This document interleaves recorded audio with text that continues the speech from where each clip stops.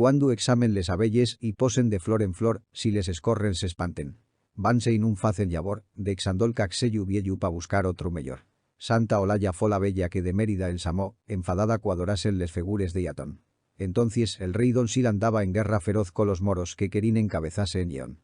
Permitiólo aquesta santa que les vitories y dio, matanza ficiendon ellos fasta que en Mérida entró. Llegó al pueblo de esta ñeña que tremaba de pavor y esconfiaba del so cutre soliviada de temor. Cutieron los santos huesos viendo que se arrodilló.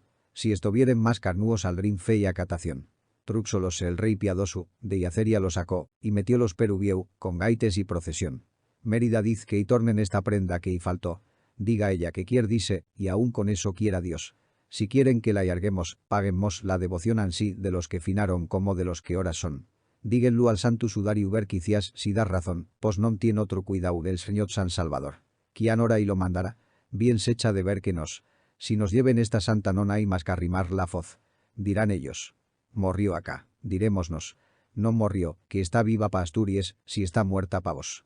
Y aunque la lleven m'obligo que se torne perufo porque dexa conocíos y gran comunicación. Si por amor de esta santa Extremadura libró, el principal heredero puede ir tomar posesión. Ella está muy bien acá. L'otro vaya perufo, porque están del nuestro ya el obispo y gobernador. Nosotros los del capote, cual con un ral, cual con dos, seguiremos este pleito fasta llevarlo ante Dios.